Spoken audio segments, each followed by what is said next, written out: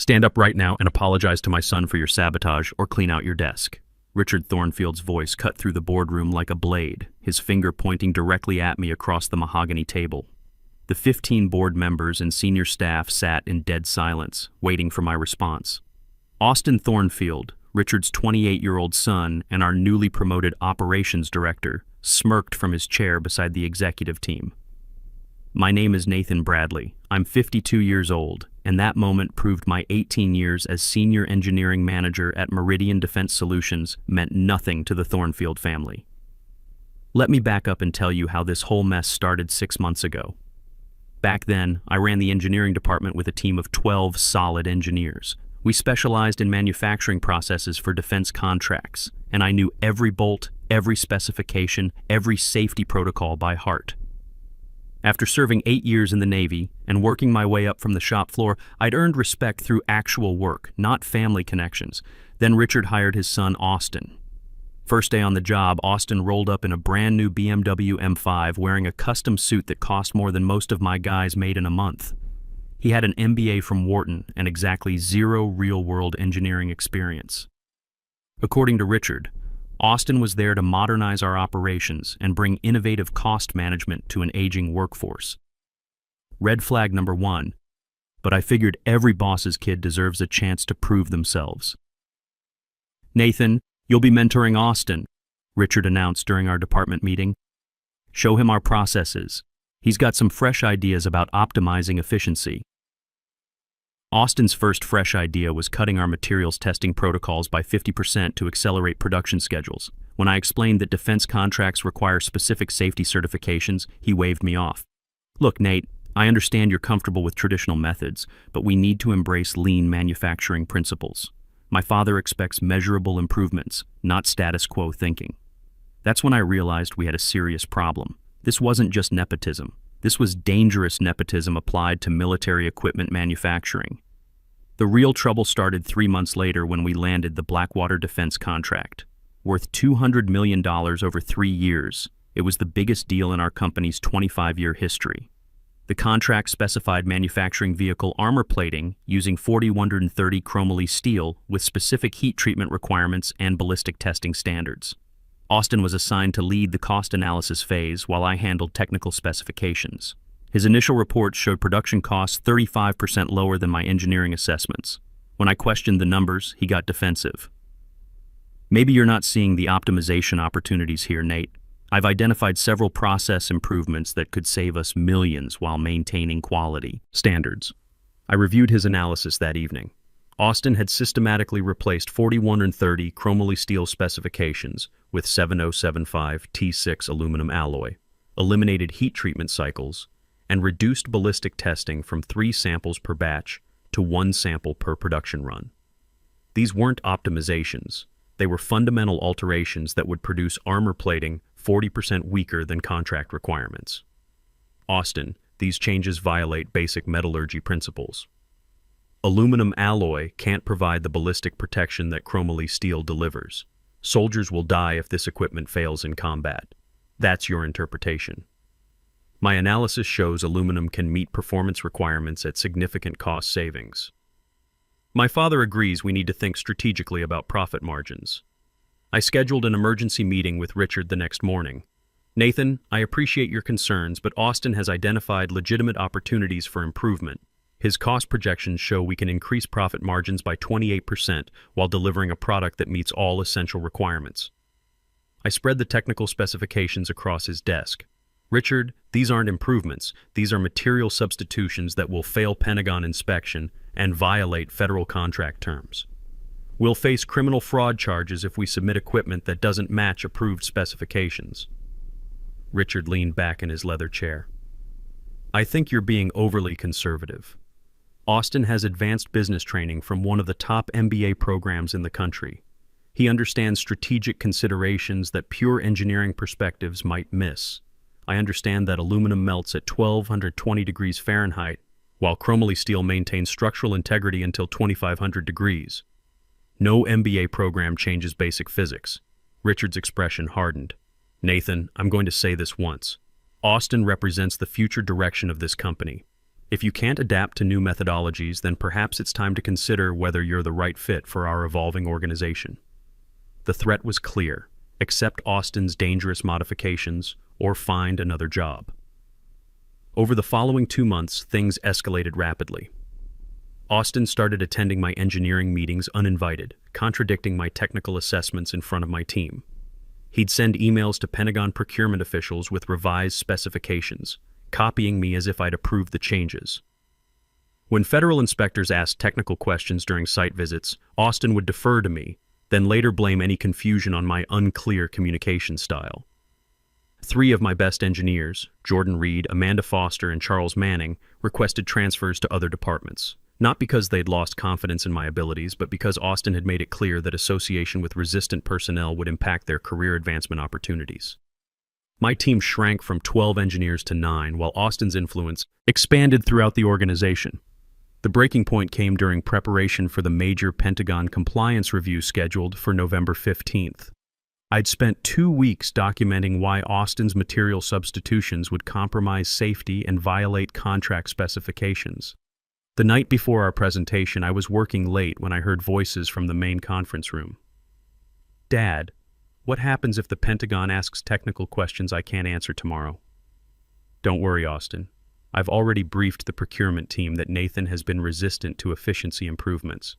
If there are any technical issues during the presentation, we'll frame them as his failure to provide adequate documentation support." I stopped outside the conference room door and activated my phone's recording function. But what if they want to see the original engineering specifications? Nathan's original specifications reflect outdated, overly conservative approaches that would make us non-competitive. Your analysis demonstrates we can meet all critical requirements while improving profitability. Trust me, after tomorrow's presentation, you'll be leading this entire department. That conversation changed everything. This wasn't incompetence or even standard corporate politics. This was deliberate fraud, and they were planning to destroy my career to cover their tracks. Time to fight back. That conversation changed everything. I wasn't just dealing with incompetence anymore. I was looking at deliberate fraud, and they were planning to pin it all on me. I started documenting everything the next morning. Every email, every meeting, every conversation. I kept backup copies of all original engineering reports and compared them with Austin's modified versions. The differences were staggering. He'd systematically altered material specifications, eliminated crucial safety tests, and reduced inspection requirements across 23 different contract items. The most dangerous change involved the vehicle armor plating.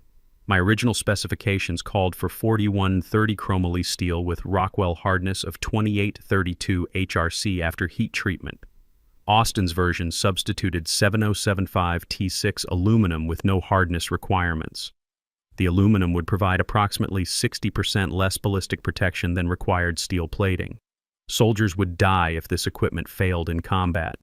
But I needed more than technical documentation. I needed proof of criminal intent. The Pentagon compliance review was scheduled for the following Tuesday.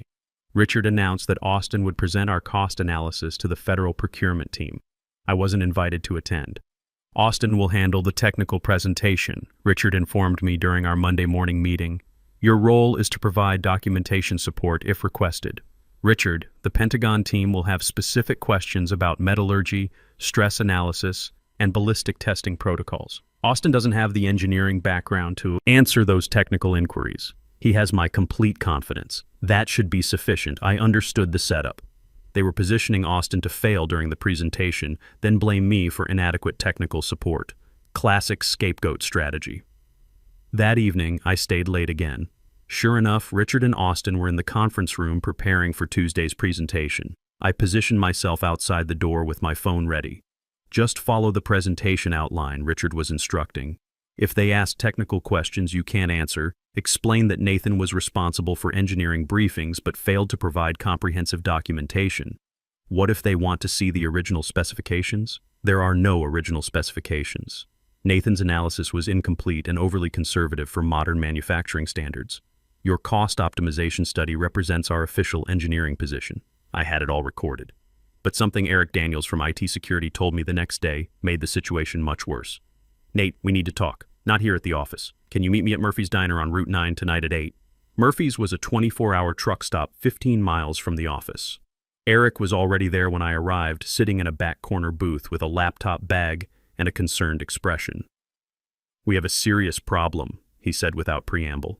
"Richard has been monitoring your computer activity, your emails, your phone calls from the office.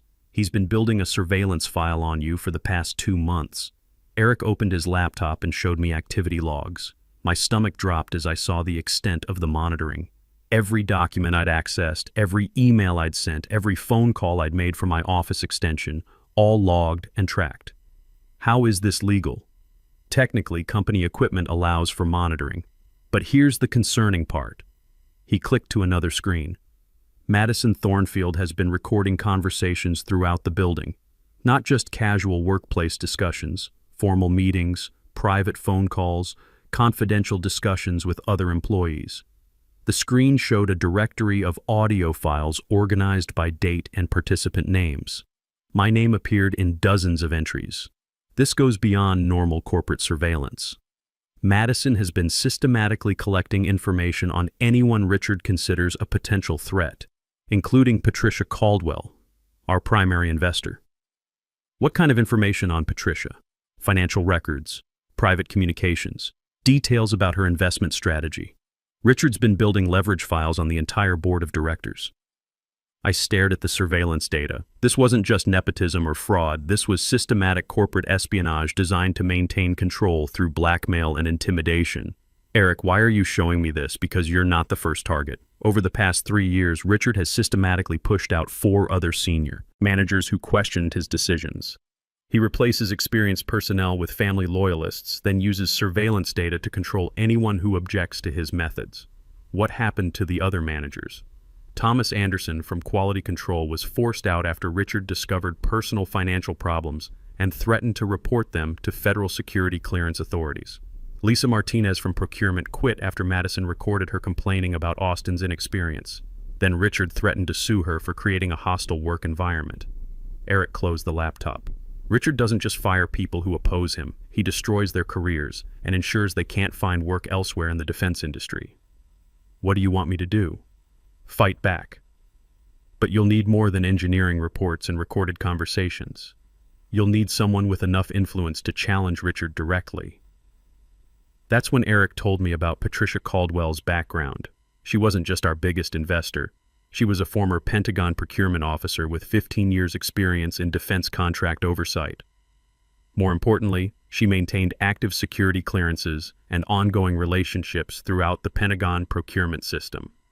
Patricia has been asking questions about our recent performance metrics. She's noticed discrepancies between reported costs and actual deliverables. I think she suspects something is wrong, but she doesn't have concrete evidence. Can you arrange a meeting? Already done. Tomorrow, 2 p.m. at Riverside Coffee downtown. She thinks you're briefing her on technical specifications for her investment review. I drove home that night with my head spinning. Richard's operation was more sophisticated and dangerous than I'd realized. He wasn't just covering up Austin's incompetence. He was running a systematic scheme to defraud the Pentagon while eliminating anyone who might expose the truth. But now I had allies. Eric controlled the IT security systems. Patricia had Pentagon connections, and I had documented evidence of fraud. The next 48 hours would determine whether we could stop this conspiracy or whether Richard would succeed in destroying all of us. Time to find out if experience and integrity could beat surveillance and blackmail. Patricia Caldwell wasn't what I expected. At 58, she looked more like a retired college professor than a major defense contractor investor. But when she studied my engineering documentation at Riverside Coffee the next afternoon, her questions revealed the sharp mind of someone who understood both Pentagon procurement and corporate fraud. "Nathan, these material substitutions aren't just cost-cutting measures. They're systematic contract violations that could result in federal criminal charges." She compared Austin's modified specifications with my original reports. If these altered specifications were submitted to Pentagon procurement, we're looking at conspiracy to defraud the government. Richard believes he can control the investigation through surveillance and pressure tactics. He's miscalculated. I maintain active relationships throughout Pentagon procurement. More importantly, I've been monitoring concerning trends in this company's performance metrics for the past 6 months. Patricia pulled out her own folder. Delivery schedules have slipped 23% since Austin joined the organization. Quality control reports show increasing deviation from contract specifications. Most troubling, our profit margins have increased while our actual material costs should be rising due to inflation. You think Richard's been manipulating financial reports beyond just the Blackwater contract? I think this fraud extends much deeper than material substitutions on a single contract. She handed me a financial analysis. Austin's efficiency improvements have supposedly saved $2.3 million across 8 different Pentagon contracts over the past 4 months. That level of cost reduction is impossible without compromising quality or violating specifications. The numbers were damning. No legitimate engineering improvements could generate those savings without fundamental changes to materials, processes, or safety protocols. Patricia, what do you need from me? Complete documentation of all specification changes, recorded evidence of criminal intent, and testimony from other employees who've witnessed this fraud. Can you provide those? I have recorded conversations between Richard and Austin planning to blame me for their specification violations. Eric Daniels has documented their surveillance operation. But we'll need more than just my word against theirs. Leave that to me. I have contacts who can arrange for an unannounced Pentagon compliance audit, but we need to be prepared for Richard's counterattack. That's when Patricia explained Richard's leverage strategy. He'd been collecting compromising information on board members, investors, and senior staff for years. Financial difficulties, personal problems, professional disputes, anything that could be used for blackmail or character assassination. He has files on everyone, including me. Financial records from my divorce, details about my consulting contracts, even personal communications with Pentagon contacts. Richard's prepared to destroy anyone who threatens his operation. Then how do we stop him? We get federal authorities involved before he can deploy his blackmail files. Once criminal investigators start asking questions, Richard's leverage becomes worthless. He can't blackmail federal agents. Patricia's plan was simple but risky. She'd contact her Pentagon procurement friends and request an immediate compliance audit of the Blackwater contract. Federal investigators would discover the specification violations and demand explanations. When Richard tried to blame me for the discrepancies, we'd present our evidence of his fraud conspiracy. The key is timing. Richard plans to announce Austin's promotion to engineering director at next Tuesday's board meeting. That's when he'll also announce your reassignment to advisory status, corporate speak for forced retirement. Let him make his move publicly? Exactly. We'll let Richard commit himself to defending Austin's fraudulent specifications in front of the entire board. Then we'll present evidence that destroys their credibility completely. I spent the weekend preparing. Eric provided copies of all surveillance logs and audio recordings Madison had collected. I compiled side-by-side comparisons of original specifications versus Austin's modifications for all 23 affected contract items. Most damaging was the recording of Richard and Austin planning to frame me for their specification violations. Monday morning, Richard seemed unusually confident. He spent the day meeting privately with board members, presumably building support for Austin's promotion. Madison shadowed me constantly, attending meetings I hadn't invited her to and taking notes on every conversation. Nathan, she approached me around 3 p.m. My father wants to see you in his office. He mentioned something about finalizing transition plans. I walked into Richard's office to find him with Austin and a man I didn't recognize wearing a Pentagon ID badge. Nathan, this is Inspector Williams from Pentagon Procurement Oversight. He has questions about our Blackwater contract specifications. My heart pounded, but I kept my expression neutral. This wasn't part of Patricia's plan. The audit wasn't supposed to start until after Tuesday's board meeting. Inspector Williams pulled out a folder. Mr. Bradley, we've received reports of potential specification irregularities in your Blackwater contract submissions. Several items don't match our original procurement requirements. Can you explain these discrepancies? I looked at the documents. They were Austin's modified specifications with my name listed as the reviewing engineer. Inspector, I never approved these specifications. These modifications violate both safety standards and contract requirements. Austin jumped in immediately. Nathan, we discussed these efficiency improvements in multiple engineering review meetings. You signed off on all optimization measures. That's completely false. I specifically documented why these modifications would compromise equipment integrity and soldier safety. Richard leaned forward with practiced concern. Inspector Williams, I believe we have a communication breakdown here. Nathan has been resistant to modernization efforts, and there seems to be confusion about which specifications represent our official position. Inspector Williams looked between us carefully. Who has final authority over engineering specifications in this company? Nathan is our senior engineering manager, Richard said smoothly. All technical decisions require his approval. Perfect trap. Either I accepted responsibility for Austin's dangerous modifications, or I appeared incompetent before a federal inspector. Richard thought he'd cornered me completely, but I'd spent 18 years learning how to handle pressure, starting with 8 years of Navy service under combat conditions. You don't survive military engineering without learning when to hold your ground.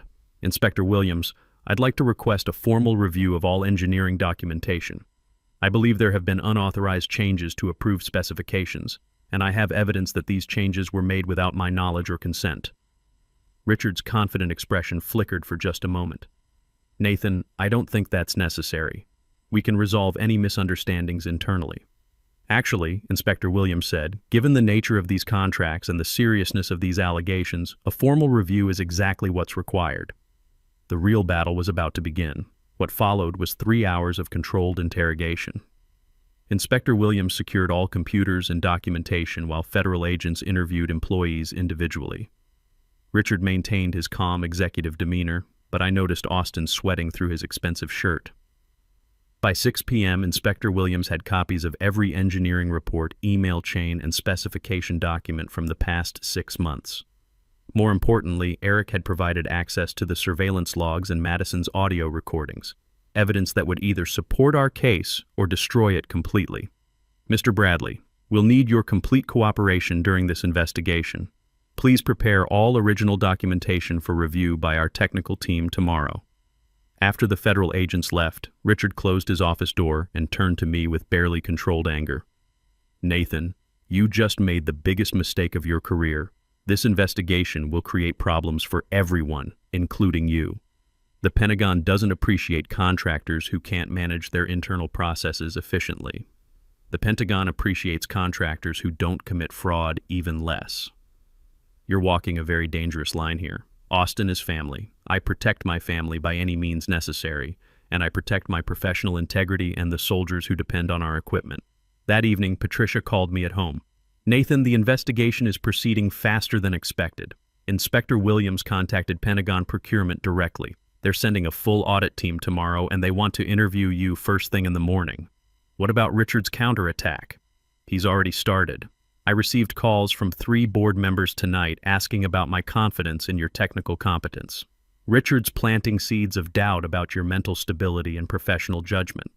I wasn't surprised. Character assassination was his standard operating procedure. Tuesday morning arrived with unseasonable rain. The Pentagon audit team consisted of 4 technical specialists and 2 criminal investigators. They set up in our main conference room while employees whispered nervously throughout the building. At 10 a.m., Richard called the emergency board meeting that would determine everyone's fate. Ladies and gentlemen, we're facing an unfortunate situation created by miscommunication and resistance to necessary modernization efforts. Richard stood at the head of the boardroom table, projecting confidence despite the federal investigation happening down the hall. Austin Thornfield has done exceptional work optimizing our processes and identifying cost savings across multiple contracts. Unfortunately, some senior staff have been resistant to these improvements. Austin beamed from his seat beside the executive team, still believing his father could control the narrative. Before we discuss Austin's promotion to engineering director, I want to address the federal investigation. This audit resulted from complaints by a disgruntled employee who disagreed with management decisions. Patricia spoke from across the table. Richard, are you referring to Nathan Bradley's technical concerns about specification violations? I'm referring to Nathan's inability to adapt to modern engineering practices and his attempts to undermine Austin's legitimate improvements. Those aren't improvements, I said, standing up. They're dangerous modifications that violate federal contract terms and safety requirements. I connected my tablet to the room's display system. I believe this evidence will clarify the actual situation. What I showed them was devastating.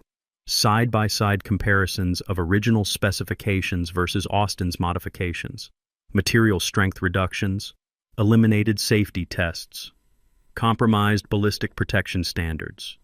Every change violated both contract requirements and basic engineering principles. These modifications were made without my approval and submitted to Pentagon procurement under my name as reviewing engineer. Austin jumped up. Those are preliminary efficiency studies. Nathan approved all final optimizations after our engineering reviews. Actually, I said, activating my phone's audio, that's not what you told your father. Austin's voice filled the room. Dad, what happens if the Pentagon asks technical questions I can't answer? Then Richard's unmistakable voice. Don't worry, Austin. I've already briefed them that Nathan has been resistant to efficiency improvements. If there are technical issues, we'll frame them as his failure to provide adequate support. The room went completely silent. Board members stared at Richard in shock. Those recordings are illegal and taken out of context, Richard said, his composure finally cracking. No, said a voice from the back of the room. They're evidence of conspiracy to commit fraud. Inspector Williams walked in with 2 federal agents. We've completed our preliminary review. Mr. Thornfield, Mr. Austin Thornfield, and Ms. Madison. Thornfield, you're under arrest for conspiracy to defraud the United States government. What happened next was swift and decisive. Federal agents secured all company computers and phones. Richard and Austin were handcuffed and escorted out while Madison collapsed in her chair, finally understanding that Daddy couldn't protect her from federal prosecutors. Patricia approached me as the agents finished collecting evidence. The board will need immediate leadership for the engineering department. Are you interested in the position you should have had years ago? 3 months later, I'm sitting in what used to be Richard's office, reviewing specifications for upgraded ballistic testing equipment. The Blackwater contract was renegotiated with proper materials and realistic safety margins. Our engineering team expanded from 9 to 16 engineers, all hired based on competence rather than family connections. Richard pled guilty to federal fraud charges and received 4 years in federal prison plus $7.5 million in fines and restitution. Austin was banned from government contracting permanently and faced multiple civil lawsuits from affected military units. Madison lost her security clearance and accepted a plea deal for cooperation in exchange for probation. The real victory wasn't their punishment. It was rebuilding trust with Pentagon procurement and proving that experienced engineering judgment matters more than MBA cost optimization theories. Eric got promoted to Chief Information Officer and implemented comprehensive cybersecurity protocols. Patricia joined our board as chairman, ensuring proper executive oversight. Most importantly, we now hire veterans, community college graduates, and state university engineers who understand that military equipment isn't about profit margins. It's about bringing soldiers home alive. If you've dealt with workplace nepotism or corrupt management, document everything and find allies who value integrity over politics. Sometimes fighting a broken system means taking risks that privileged kids will never understand. Experience beats education when lives depend on your work. And sometimes doing what's right means standing up to people who think family connections matter more than professional competence. That's my story. Nathan Bradley, Senior Vice President of Engineering, Meridian Defense Solutions. Still here, still fighting for quality over shortcuts, still making sure our equipment works when it matters most.